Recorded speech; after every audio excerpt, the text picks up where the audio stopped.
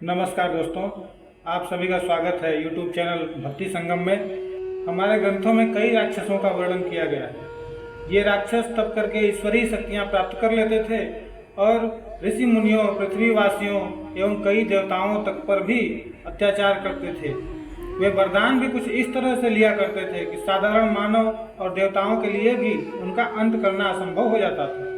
परंतु जब जब किसी असुर के अत्याचार बहुत ही अधिक बढ़ जाते तब त्रिदेव या माँ आदिशक्ति स्वयं कोई ऐसा अवतार लेकर आते कि जिससे उस असुर का संहार या उद्धार किया जा सके। इसी प्रकार से एक असुर था, बाणासुर। आज हम उसके बारे में जानेंगे कि बाणासुर कौन था, बाणासुर की कथा जीवनी, उसकी मृत्यु कैसे हुई। वह बाणासुर कृष्ण युद्ध के बारे में। राजा बलि के 100 पुत्र थे, जिनमें से सबसे बड़े वीर और पराक्रमी पुत्र का नाम था बाणासुर। बाणासुर एक बड़े साम्राज्य शोणितपुर का राजा था एवं दुनिया के सभी राजा व देवता उससे डरते थे। बाणासुर भक्त प्रहलाद का पौत्र था। बाणासुर भगवान शिव की घोर तपस्या एक कंदरा गुफा में कर रहा था। कई वर्षों की तपस्या में लीन बाणासुर का वध करने कहीं से एक असुर आ गया और बाणासुर का अंत करने का प्रयास किया। तभी महादेव वहां प्रकट हुए और उस असुर से बाणासुर को संरक्षण प्रदान किया। वे बाणासुर की भक्ति से प्रसन्न हुए और वहां उसे वरदान देने आए थे। बाणासुर ने उनसे 2 वर मांगे। प्रथम वर उनसे मांगा कि उसे अपने पूर्वजों यानी प्रहलाद व राजा बलि से भी अधिक अच्छे कार्य करने हैं, इसलिए उसकी भुजाएं इन सभी कर्मों का वहन करने हेतु सशक्त हो जाएं। भगवान शिव ने यह सुनकर उसे 1 सहस्त्र 1000 भुजाओं का वरदान दिया और यह भी कहा कि हर एक भुजा में 1 सहस्त्र हाथियों का बल होगा। तुम्हें जब इनकी आवश्यकता होगी ये प्रकट हो जाएंगी। यह वरदान प्राप्त कर बाणासुर ने कुछ सोचा तो पुनः शिव जी ने पूछा, और कोई वर चाहिए तो मांग लो। तब बाणासुर ने कहा कि आज आपने मेरा संरक्षण किया तभी मैं जीवित हूँ, तो क्या ऐसा नहीं हो सकता है कि मुझे सदैव आपका संरक्षण मिले। इस पर महादेव जी ने उसे संरक्षण प्रदान करने का वर दिया और कहा कि जब भी तुम्हें मेरी आवश्यकता होगी और मेरा आवाहन करोगे तो मैं तुम्हारे पास आ जाऊंगा और तब तक नहीं जाऊंगा जब तक तुम मुझे जाने को नहीं कहोगे। इसके अलावा बाणासुर ने महादेव से अमृतत्व भी मांगा था, लेकिन त्रिदेव किसी को भी अमृतत्व का वर नहीं देते हैं। फिर भी महादेव ने एक वरदान अवश्य ही बाणासुर को दिया था, जिस कारण उसका अंत होना कठिन था। इस वरदान के बारे में हम आगे कथा में आपको बताएंगे। महादेव से यह वरदान पाकर वह अत्यंत ही शक्तिशाली हो चुका था। कोई भी उससे युद्ध नहीं करना चाहता था, क्योंकि जिसे स्वयं महादेव से संरक्षण हो उसका काल भी क्या बिगाड़ लेगा। बाणासुर कौन था, वह उसे शिव से क्या वर प्राप्त था, यह तो आपने जान लिया। किंतु जब भी किसी दुष्ट प्रवृत्ति के प्राणी के हाथों में कोई शक्ति लगती है तो वह अहंकार से भर जाता है और दुष्कर्म करने लगता है। वह अपने से दुर्बल प्राणियों को नुकसान पहुंचाने में ही अपने आप को गर्वित समझने लगता है। बाणासुर ने यह शक्तियां अपने कुल का गौरव बढ़ाने के लिए ली, परंतु यही शक्तियां उसे अहंकारी बना देंगी, यह उसने भी शायद नहीं सोचा होगा। वह अत्याचार करता चला गया और सोचने लगा अब उसका अंत तो असंभव है, क्योंकि स्वयं महादेव उसकी रक्षा करेंगे। लेकिन देवताओं द्वारा जब भी कोई वरदान दिया जाता है, उसी समय यदि उस वरदान का दुरुपयोग होता हो तो उसका हल भी निकाल लिया जाता है। आगे किस प्रकार बाणासुर की शक्तियों का दमन हुआ एवं बाणासुर की मृत्यु कैसे हुई, यह कथा में हम आगे बता रहे हैं। वैसे तो महान शक्तियों के साथ बड़े दायित्व आते हैं, परंतु मूर्ख लोगों को जब दैवी शक्तियां प्राप्त हो जाएं तो उनमें अहंकार घर कर जाता है और वे दूसरों को बुरा करने में लग जाते हैं और खुद के विनाश को आमंत्रित करने लग जाते हैं। बाणासुर भी अपनी शक्तियों की वजह से पूर्णतः अहंकार से भर चुका था। समय के साथ साथ वह और अहंकारी और क्रूर होता गया। बाणासुर की एक पुत्री थी जिसका नाम उषा था। उसे स्वप्न में एक बार एक मनोरम युवक दिखाई दिया और वह उससे प्रेम कर बैठी, परंतु अब पता कैसे लगाया जाए कि वह है कौन। इसलिए उषा ने अपनी परम सखी चित्रलेखा, जो कि एक बहुत ही प्रतिभावान चित्रकार थी, उसकी सहायता ली। चित्रलेखा ने उषा द्वारा दिए गए वर्णन के आधार पर अनिरुद्ध का चित्र बना दिया। जब उन दोनों सखियों को पता चला कि यह कोई और नहीं बल्कि श्री कृष्ण के पौत्र हैं, तो चित्रलेखा ने अपनी यौगिक शक्ति से अनिरुद्ध का हरण कर लिया और उसे शोणितपुर ले आई। उषा ने अपने प्रेमी को पुष्पमाला, अमूल्य वस्त्रों, गहनों से सुसज्जित किया एवं उसे अपने हृदय की बात बताई। अनिरुद्ध भी उषा के प्रेम में पड़ गए। उषा ने उन्हें अपने कमरे में बंद कर रखा था। दोनों एक दूसरे में इतना खो गए कि उन्हें पता ही न चला कि कब प्रातः हो जाती और कब सांझ। ऐसे ही कई दिन बीत गए। जब बाणासुर को इसकी भनक लगी तो वह अपनी पुत्री के कमरे में आया, जहां उसने उषा और अनिरुद्ध को चौसर खेलते हुए पकड़ लिया। अनिरुद्ध को कैद करने के लिए बाणासुर ने अपने सैनिकों से कहा, परंतु राजकुमार ने सभी सैनिकों को हरा दिया। फिर बाणासुर ने वरुण देव द्वारा प्रदान की गई एक शक्ति से उन्हें बांध लिया और कैद कर लिया। यहाँ उषा भी अपने प्रिय के विरह में उदास रहने लगी और दूसरी तरफ कई दिन बीत जाने के बाद भी जब अनिरुद्ध राज्य में नहीं लौटे तो यदुवंशियों ने उन्हें खोजना आरंभ कर दिया। यदुवंशियों ने उन्हें यहाँ वहाँ हर ओर ढूंढा, लेकिन राजकुमार कहीं नहीं मिले।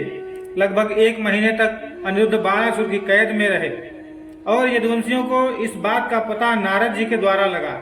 यह सूचना मिलते ही तुरंत यदुओं की सेना ने बाणासुर पर आक्रमण करने हेतु एवं राजकुमार को मुक्ति दिलाने के लिए 12 अक्षौहिणी के साथ शोणितपुर को घेर दिया।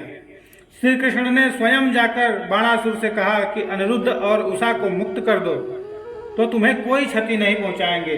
दोनों ने गंधर्व विवाह तो कर ही लिया है। द्वारका की प्रजा इन दोनों के स्वागत हेतु तत्पर है। इस पर बाणासुर ने अपना अहंकार दिखाते हुए श्री कृष्ण का ही अपमान करने का प्रयत्न किया और उषा का हाथ देने से मना कर दिया। तब श्री कृष्ण वहां से अनिरुद्ध को मुक्त कराकर लेकर आए और बाणासुर को यह कहा कि तुम्हारे पास केवल 1 दिवस का समय है। यदि हाँ की तो बारात शोणितपुर आएगी, अन्यथा युद्ध होगा। लेकिन बाणासुर कहाँ सुनने वाला था। वह युद्ध की तैयारी करने लगा। बाणासुर स्वयं महादेव के पास गया और अपनी ओर से युद्ध लड़ने हेतु आमंत्रित कर आया। अगले दिन युद्ध क्षेत्र में एक ओर श्री कृष्ण, बलराम, अनिरुद्ध, अन्य राजकुमार एवं नारायणी सेना थे और दूसरी ओर बाणासुर, उसकी सेना, महादेव, श्री गणेश, कार्तिकेय एवं नंदी। इतना बड़ा युद्ध देखने के लिए स्वयं ब्रह्मा, अन्य देव, अप्सराएं एवं यक्षिणियां भी आई। युद्ध आरंभ होते ही बलराम, अनिरुद्ध, नंदी, गणेश, कार्तिकेय एवं अन्य योद्धा आपस में युद्ध करने लगे। कुछ समय युद्ध ऐसे ही चलता रहा। जब श्री कृष्ण स्वयं बाणासुर पर आक्रमण करने आए तो महादेव बाणासुर के संरक्षण में आ गए और महादेव एवं श्री कृष्ण के मध्य युद्ध शुरू हो गया। महादेव अपने वचन से बंधे हुए थे। वे जानते थे कि बाणासुर गलत है, परंतु फिर भी अपने वरदान की रक्षा करने हेतु उन्हें स्वयं नारायण के अवतार श्री कृष्ण से युद्ध करना पड़ा। श्री कृष्ण एवं महादेव के इस युद्ध में दोनों ने ही एक दूसरे पर विभिन्न प्रकार के अस्त्र शस्त्रों का प्रयोग किया। ये अस्त्र इतने घातक थे कि प्रकृति पर इसका दुष्प्रभाव पड़ना शुरू हो गया एवं सभी देवगण चिंतित हो उठे। लेकिन युद्ध यहाँ थमने का नाम नहीं ले रहा था, क्योंकि दोनों में ही एक समान शक्तियों का वास है और दोनों ही एक दूसरे को पराजित नहीं कर सकते। कुछ समय ऐसे ही युद्ध करने के पश्चात श्री कृष्ण ने महादेव से निवेदन किया कि इस युद्ध को खत्म करने का सुझाव बताएं। श्री कृष्ण ने महादेव की स्तुति की। उसके पश्चात महादेव ने उन्हें कहा कि हे देवकी नंदन, आप मुझ पर महाजमनास्त्र का प्रयोग कीजिए, इससे युद्ध को विराम मिल जाएगा। दोनों को ही अस्त्र शस्त्र का उपयोग करने के परिणाम ज्ञात थे। श्री कृष्ण ने कहा कि ठीक है, मैं आपके आग्रह पर इसका उपयोग करूंगा। दोनों पुनः युद्ध क्षेत्र में लौट आए और श्री कृष्ण ने भगवान शिव पर अपना महाजन्मास्त्र चलाया, जिससे कि वे शिथिल अवस्था में चले गए एवं युद्ध क्षेत्र से दूर स्थापित हो गए। इसके बाद युद्ध क्षेत्र में बाणासुर व कृष्ण आमने सामने आ गए। सभी चकित थे कि महादेव कहाँ अदृश्य हो गए। महादेव के युद्ध क्षेत्र से हटने पर बाणासुर का अब अंत निश्चित हो चुका था, परंतु फिर भी बाणासुर अपने अहंकारवश श्री कृष्ण को मायावी कहकर श्री कृष्ण से युद्ध करने निकल पड़ा। कुछ समय युद्ध करने के पश्चात श्री कृष्ण ने अपना सुदर्शन चक्र बाणासुर पर छोड़ दिया। यह वह चक्र है जिसे नारायण अपनी इच्छा शक्ति से उपयोग करते हैं एवं इसे जिस कार्य के लिए भेजा जाता है वह कार्य करने के पश्चात यह स्वयं ही उनके पास आ जाता है। महादेव के युद्ध से हटने के पश्चात बाणासुर का अंत अब निश्चित हो चुका था। सुदर्शन चक्र ने बाणासुर के सहस्त्रों हाथों को काट दिया। इसके पश्चात भी श्री कृष्ण का क्रोध कम नहीं हुआ और वे उसका शीश भी काटना चाहते थे।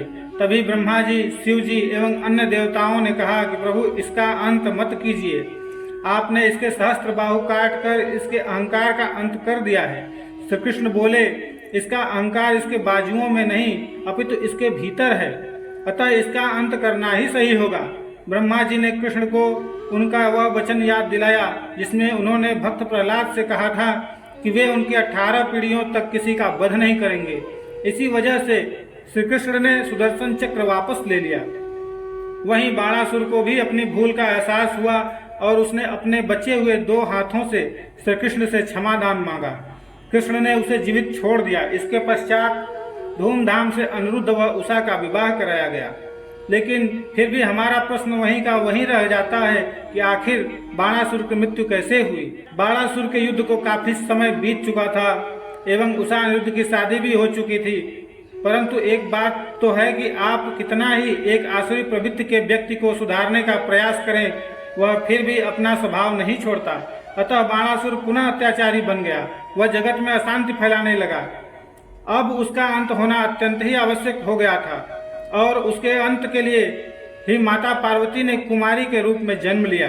बाणासुर के बढ़ते अत्याचारों को समाप्त करने हेतु माता पार्वती ने कन्याकुमारी के रूप में दक्षिण भारत में अवतार ले लिया था। लेकिन माता पार्वती आखिर बाणासुर का अंत करने क्यों पहुंची? इसके पीछे भी एक कारण है। राजा हिमवन एवं मैनावती पार्वती के माता पिता के पुत्र क्रौंच की बाणासुर से मित्रता थी और उसी की संगति के असर से क्रौंच का अंत हुआ था। इस कथा पर हम आगे कोई वीडियो बना देंगे। क्रौंच की मृत्यु के पश्चात माता पार्वती से उनकी माता मैनावती ने यह वचन लिया कि तुम बाणासुर का अंत अवश्य करोगी और इसी वचन को पूरा करने हेतु माता कन्याकुमारी के रूप में आई। कन्याकुमारी के रूप में माता पार्वती को वह मूर्ख असुर पहचान नहीं पाया और उनसे युद्ध किया और इसी युद्ध में बाणासुर की मृत्यु हुई, अर्थात माता कन्याकुमारी ने उसका वध किया। लेकिन जब बड़े बड़े देवताओं ने बाणासुर को कोई भय नहीं था, फिर कैसे एक कन्या ने उसका अंत कर दिया? इसका जवाब भी हम आपको बताएंगे। बाणासुर ने महादेव से अमृत भी मांगा था, तो उसे अमृत न देते हुए महादेव ने एक वरदान दिया था कि तुम्हारी मृत्यु केवल एक कुंवारी कन्या के हाथों ही संभव होगी। भगवान शिव से सहस्त्र बाहुओं की शक्तियां प्राप्त कर लेने के पश्चात वे बाणासुर पर हावी हो रही थी, पर अपने आप पर से नियंत्रण खोने लगा था। उसकी पत्नी वाणी भी उसे समझाती, लेकिन वह उनकी एक भी न सुनता। असंतुलित होने के कारण वह अत्यंत ही विचलित रहने लगा था और इस समस्या का समाधान करने हेतु आशीर्वाद के रूप में एक पुत्री उषा माता पार्वती ने स्वयं वाणी और बाणासुर को भेंट की थी। तो दोस्तों, उम्मीद है आपको यह कथा पसंद आई होगी। अगर वीडियो अच्छा लगा हो तो वीडियो को लाइक, सब्सक्राइब और शेयर जरूर करें। साथ ही कमेंट में हर हर महादेव लिखना बिल्कुल भी न भूलें। फिर मिलेंगे दोस्तों अगले वीडियो में, तब तक के लिए नमस्कार।